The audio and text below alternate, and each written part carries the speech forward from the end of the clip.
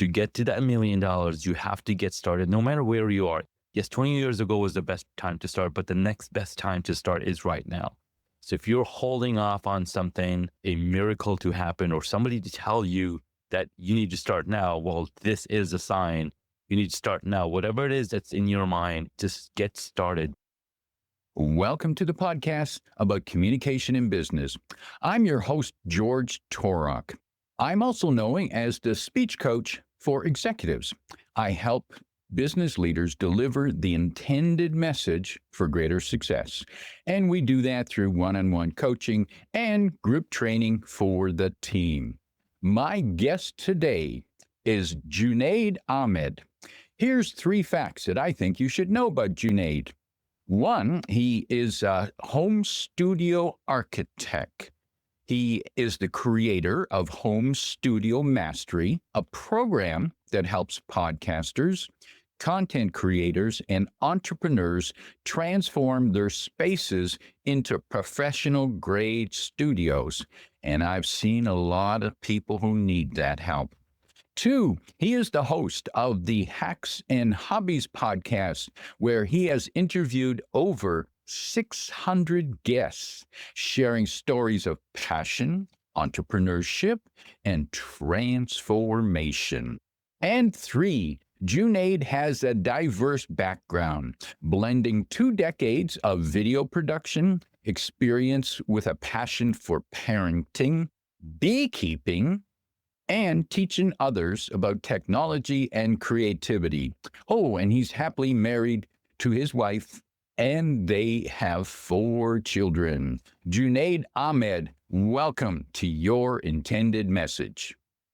George, thank you so much for the warm introduction. I'm super excited to be here. Can't wait to get this conversation started. And as I noticed, we're both wearing very similar clothing. That's just serendipity. Somehow that we both woke up this morning and said, let's wear the red shirt. Okay, I'll wear the red shirt. Funny how those things happen. Yes, and I'm delighted to be talking with you here today, and I know there's several directions we could go in, but one of the subjects that intrigued me that you had mentioned to me was this concept of the $1 million mindset.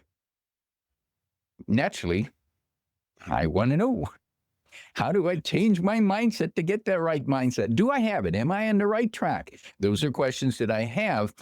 So tell us, where do we begin with the $1 million mindset? Well, George, thank you so much for that question, because a $1 million mindset is hard to grasp, but if you write it down in number format, well, it's just a 1 followed by 9 zeros. That's a lot of zeros for sure, because you know, it's almost the number of the digits that we have in the decimal system.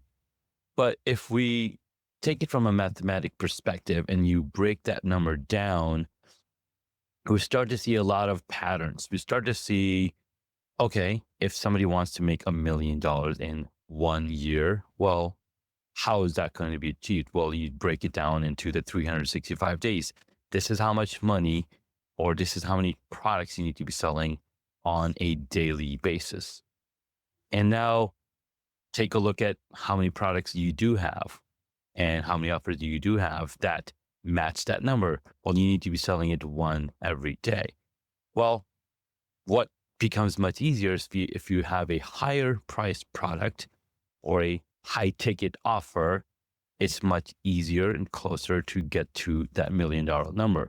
Now, the other thing that we want to think about, okay, now that we've broken all the numbers down, what does the mindset have to do with it?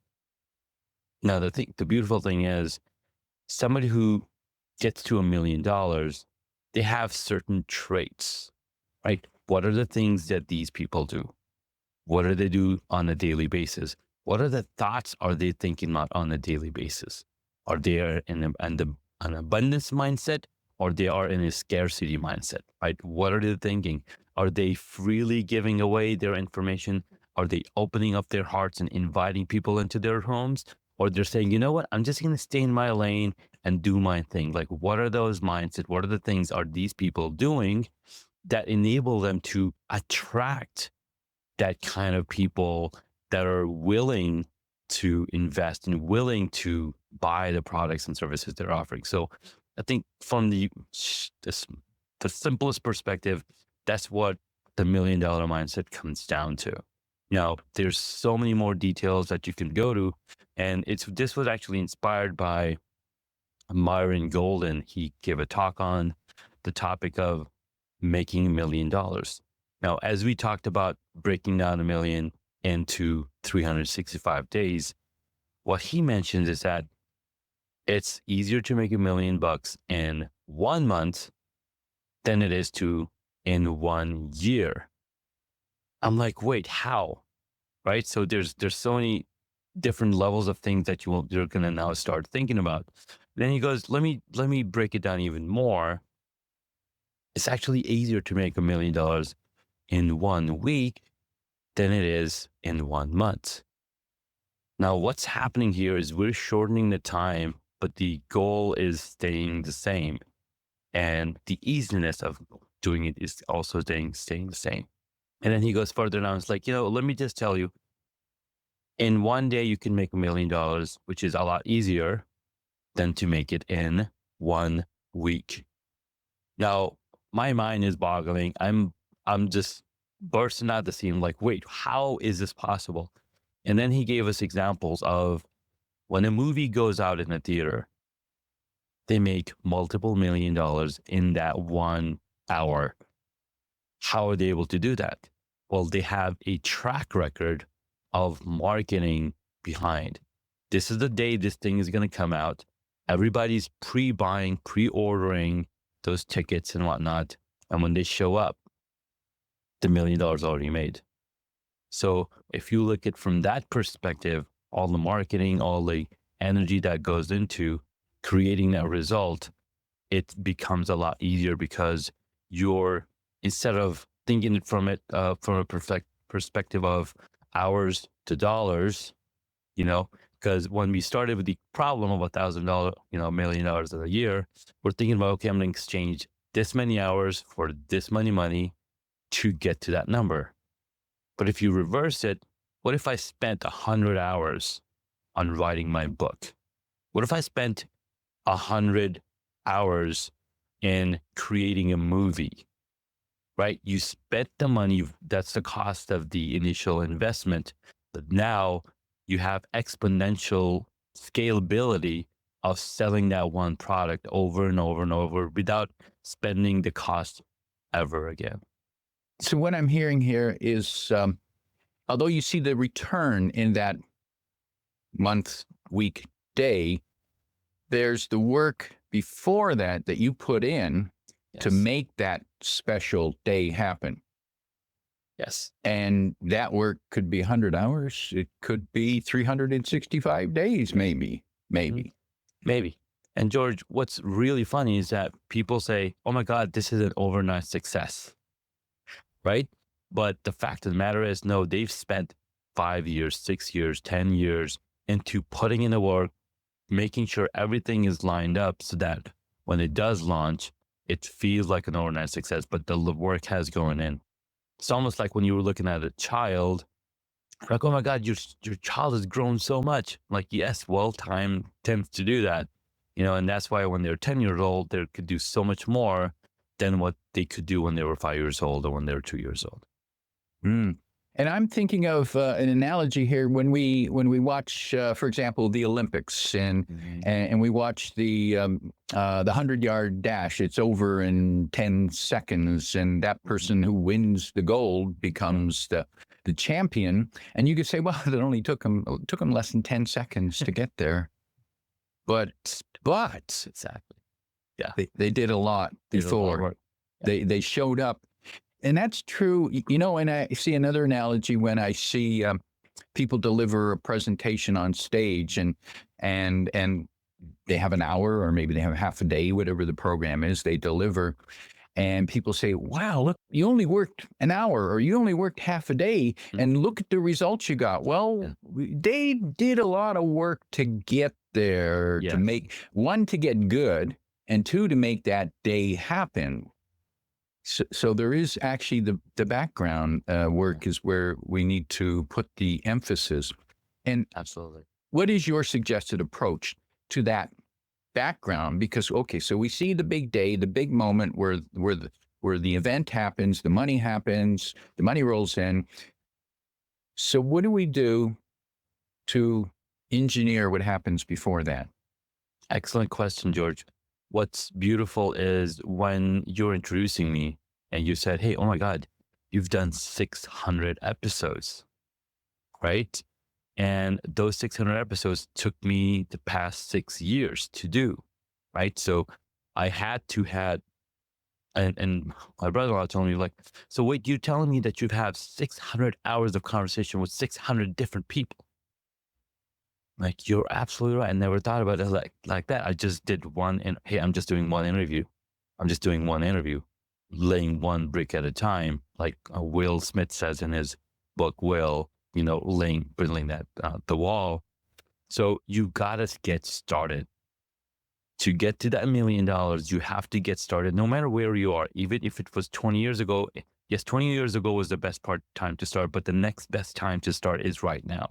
So if you're holding off on something, a miracle to happen, or somebody to tell you that you need to start now, well, this is a sign you need to start now. Whatever it is that's in your mind, just get started, because 30 days from now, you'll be 30 steps further along than you were if you were just thinking about it. And another analogy that comes to mind is running a marathon. And I've had the joy of completing several marathons. Amazing. And the curious thing is, when I started running in high school, and we were training, I remember the first race we ran was we were going to run was a 6 mile race, and we had trained. We'd run that in training, but the day of the race, I dropped out.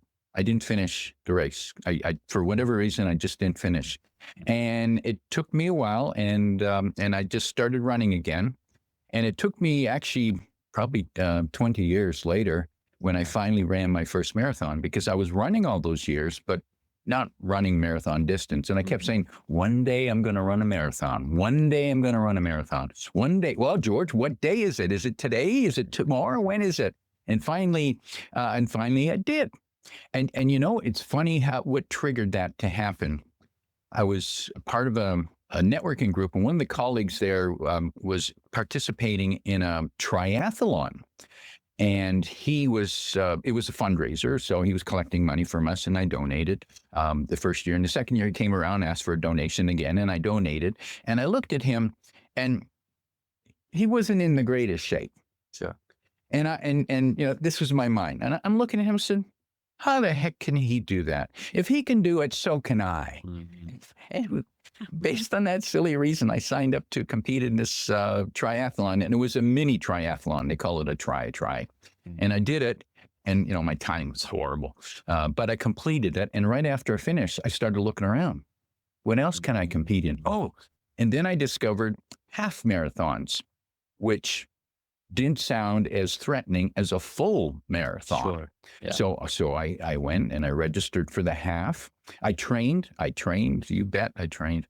And then I completed that. And then after that, I said, well, maybe I could do a full marathon. Well, a lot more training. And I did that too. Yeah. But it was the steps along the way, and it wasn't a direct line. No. It was you move forward, and sometimes you make silly decisions about sometimes it's just this little voice in your head that says, you can do that, You can do that.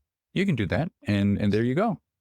And I'm hearing that's what you're suggesting too. That's what I'm suggesting. Just get started. People would come to Seth Godin all the time. Oh, I'm going to write the New York's bestseller book. And he's like, all right, beautiful. I love that enthusiasm. Where's your bad writing? What do you mean bad writing? I only do good writing. We thought everybody has good writing. You got to get the bad out. And the only way to get the bad out is to practice writing. Practice speaking. If you want to be a speaker, practice speaking. Speak in front of the mirror. Just speak into the microphone. Speak to a camera, to yourself. And then look at that reel back. And another analogy would be when you're looking at the champions, basketball players and football. What are they doing after they've done the game? They go look back at the reel. They look back at the film. How did we do? Where can we improve? How can we do better? Because you are not competing against other people ever. You're only competing against yourself. So if you're not taking that step to start getting started, guess what? You're already failing. So get started now, no matter what it is. Just got to get started, because to get to that $1 million or 1,000,000 miles or 1,000,000 anything, you need to step that one step to get to that first dollar, to the first step, and get to the million. What's the conversation that we need to have with ourselves? Beautiful. The conversation we need to have is, number one, we need to decide, hey, I'm going to do this.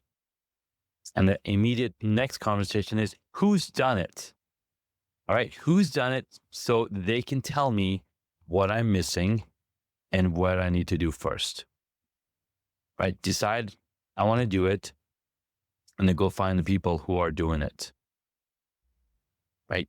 When you're a teenager and you want to learn how to drive a car, you're already looking at your parents. Okay, you're driving a car. How do you drive a car? When you're learning how to ride a bike, same thing. Who's riding a bike before? When people want to go speak on the TED stage, they find other TED speakers, right? So find people who are already doing the thing. When I wanted to become a beekeeper, for 6 months, I was watching videos on YouTube every single day, watching a YouTube video, beekeeping happening. This is all the things. And then the last video that I watched, and I love to tell this, is that's the last video I watched. I haven't gone back to see any other videos, because in that last video, he said, if you really want to become a beekeeper, you need to go join a beekeepers association. There's local groups every single city in the world. You'd find one that's in your city and go join them. And guess what they're going to help you do? They're going to help you become a beekeeper. And I became a beekeeper. So learn from others. Learn from others who've already gone that path, because most of us aren't creating brand new things, brand new concepts. We just simply need to learn what's already out there and apply it to ourselves.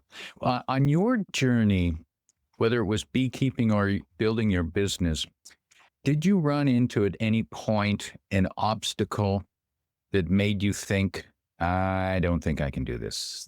I wasn't meant to do this. No, not for me. No, they don't have, not me.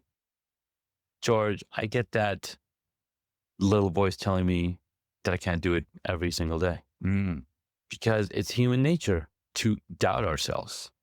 That's why we need to bring a group of cheerleaders around us, bring people around us that are always encouraging you. Be part of communities that are always encouraging you. They're always saying, hey, you can do it. You got this. Let's go. That's why there's group, when you're cycling in a group, you have a group of people that are cycling, and then, they're pushing you along, they're pulling you along.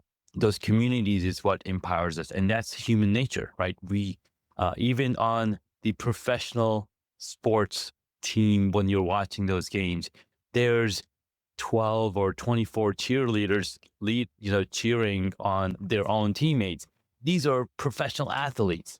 So why can't we as entrepreneurs, we as podcasters, have cheerleaders around us to cheer us on? And those kids, these could be your friends. These could be people in your community. These could be your siblings who are also in the same boat, right?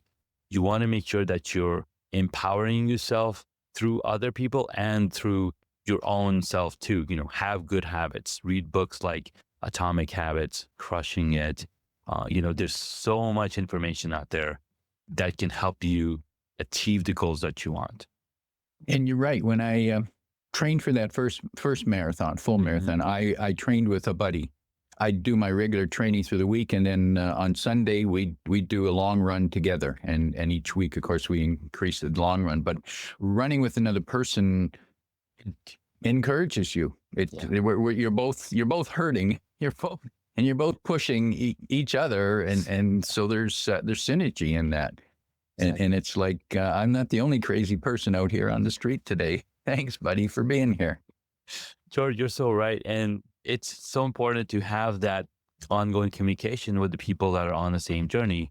For example, during the pandemic, I was talking to my cousin and he's like, hey, I'm going to be doing all this gardening stuff in my backyard. I'm going to have all of these things. I'm like, oh, I want to do that too.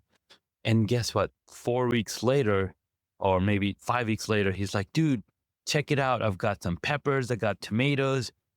And I was like, wait, what did you do?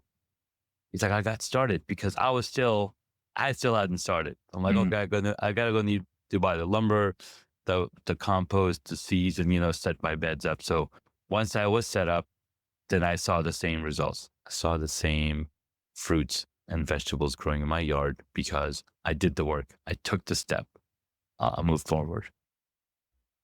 How do we decide who best to learn from? Because there are scammers out there Mhm. who simply want to take our money and make promises that we might buy into. But how do we decide who to follow? And that's a very powerful question because yes, there are scammers out there. There are people that are out there to, part you from your money. But I think the best way to start is to find through referrals. Friends that you know might know somebody who they found results, right? So uh, I was lucky enough to be able to find a community of beekeepers and, really nice people. I drove about an hour away to that first meeting. And as I met people over there, the organizers were like, hey, you came really far out, but there's actually another association that's closer to you, about maybe 10 minutes from you. I'm like, oh, really? So she, again, gave me the contact information. I contacted them, joined a local beekeepers association that was closer to me. So again, finding people in the first, and you got to take the leap of faith, first of all, and do your research because guess what? We have access to ChatGPT. We have access to so much AI application, software. You have access to search engine. There's a ton of podcasts are available. Like there's so many different resources that we have available to not, keep us from getting scammed. So do the research, do the work, and just start asking people who are doing something similar on your social media platform. Maybe they're on LinkedIn, maybe they're on Facebook or Instagram.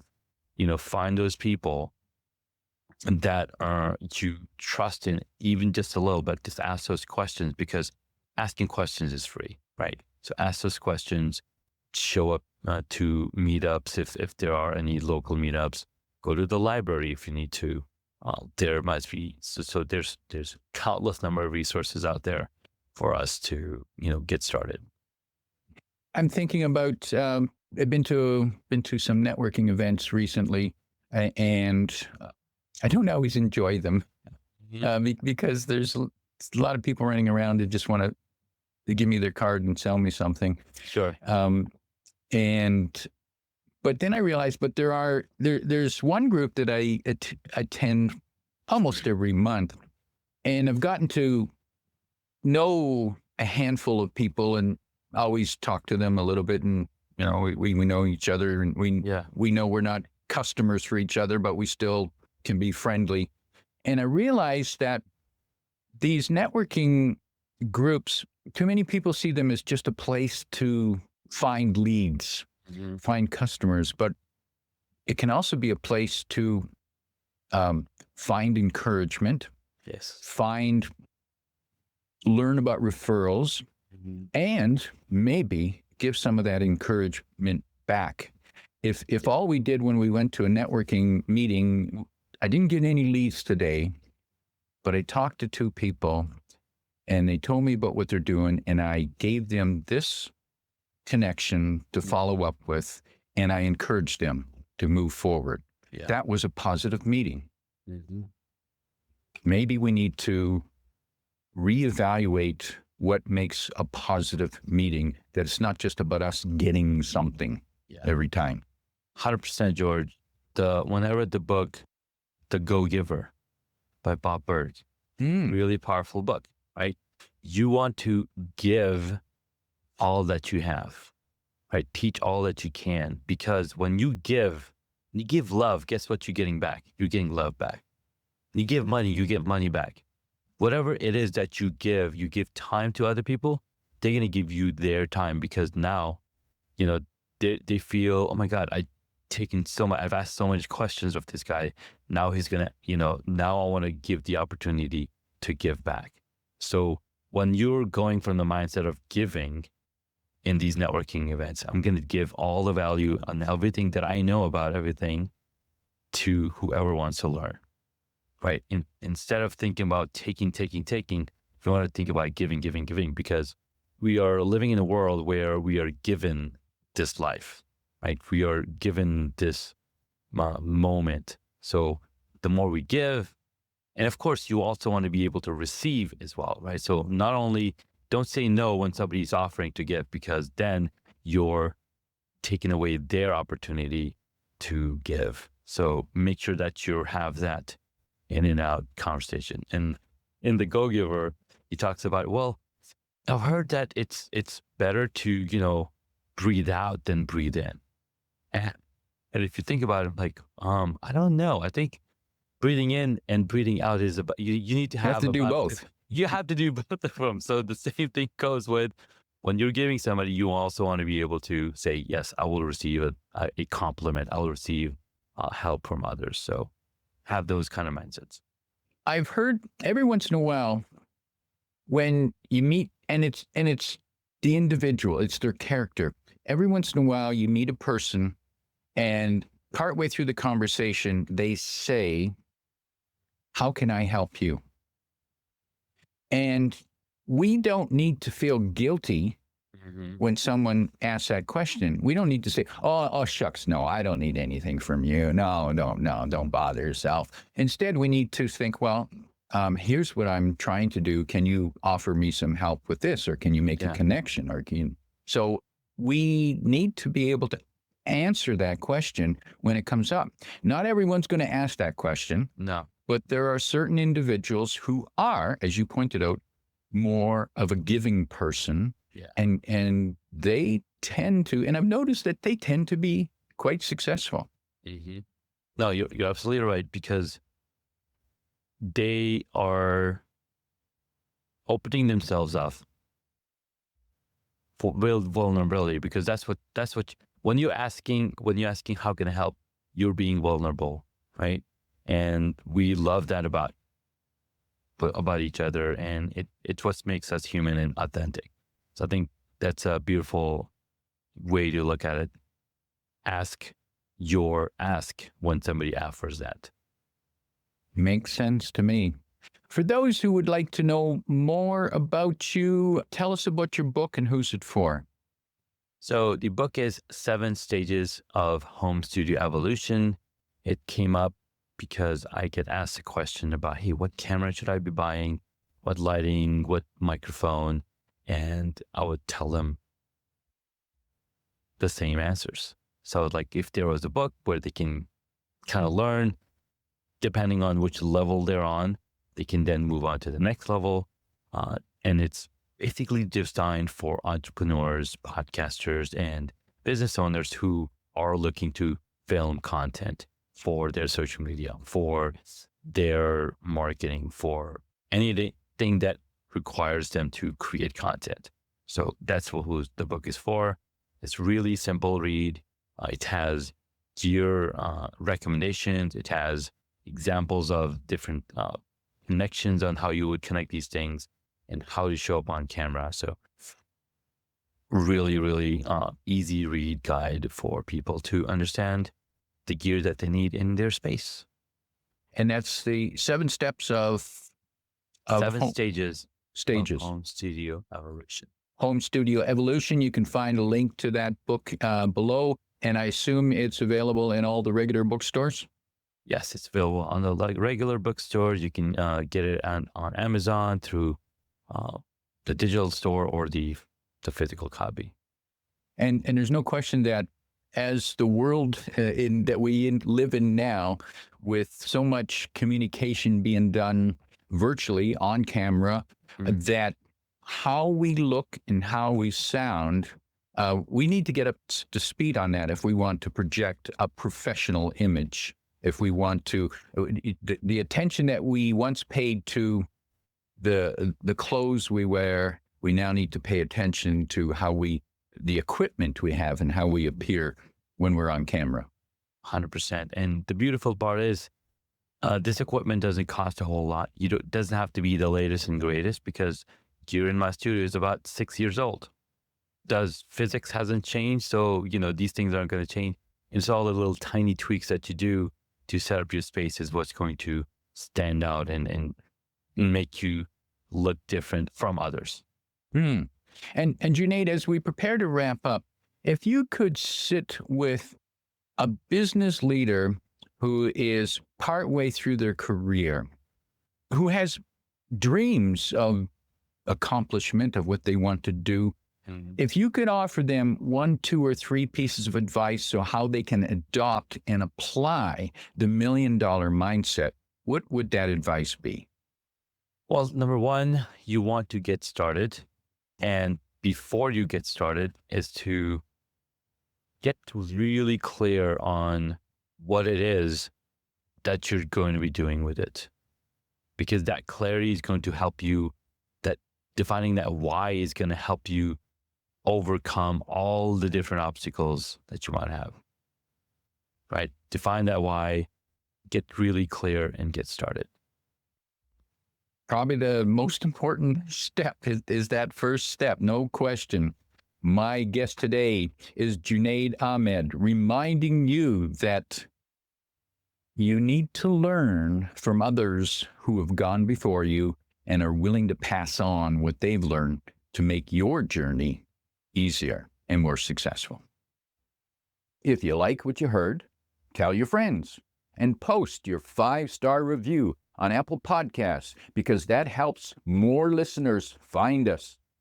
Come back every week for more practical insights to help you deliver your intended message. I'm your host, George Torok.